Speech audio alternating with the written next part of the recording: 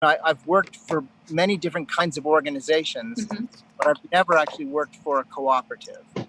I worked for a company pre-going cooperative, before it was a cooperative.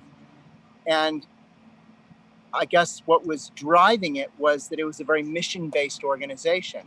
Mm-hmm. And I've worked for a lot of nonprofits, and they highly lean on motivation based on the purpose of that nonprofit and what their guiding accomplishments are to be, like what they're trying to accomplish. And unfortunately, they seem to also simultaneously often really underpay and under-reward people, and they rely heavily on volunteerism. Mm-hmm. And so one of the critiques that I've had from people who are interested in possibly being contributors to Hotlum is they want to see a model where people can really reap a benefit from contributing, and it's not just volunteering to do something for somebody else who's going to reap 100% of the benefits. Right. But then you're talking about giving them ownership or something. I mean, I don't know what you would give them other than ownership if you can't pay them. Right, and that's why we're looking at some kind of a holacracy where people get rewarded at some level for their participation. Right. And so, we have kind of explored the possibility of a cooperative business, especially around the social forestry. Mm-hmm. The challenge is that if you look at a business model that's based on ecological function rather than on extraction, which is synonymous with destruction, we don't have a lot of,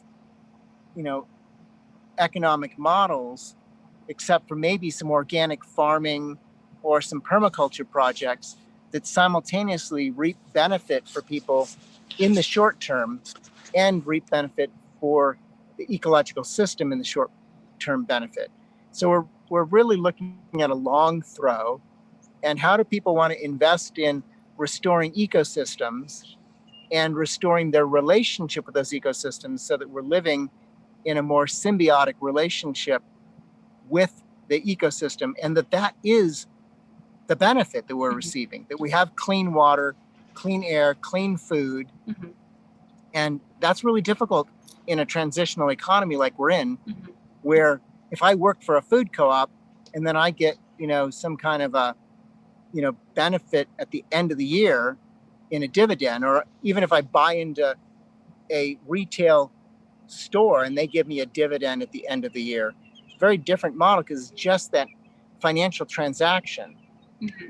So I'm still puzzled by this. Yeah. And looking for information. Yeah. About Well, it. the business model that you have here, it doesn't seem to be something that would be, that financially abundant to be able to sell people on being involved based on a financial reward. Exactly. And so what do you have to offer? I mean, you have the use of this space. And so I'm wondering if you should account for that in some way, if you should have some sort of like timeshare points or something that people are earning when they work out there that they could redeem at some point by having nights to stay out there camping or nights to be out there to lead something that they could make money on. Like usage points. We've actually talked a lot about that, including with those who would want to, say, donate something Mm-hmm. or donate a certain amount of money, and then they would have a space where they could come almost like a timeshare. Mm-hmm. And their family members could come. And so that has been part of the conversation.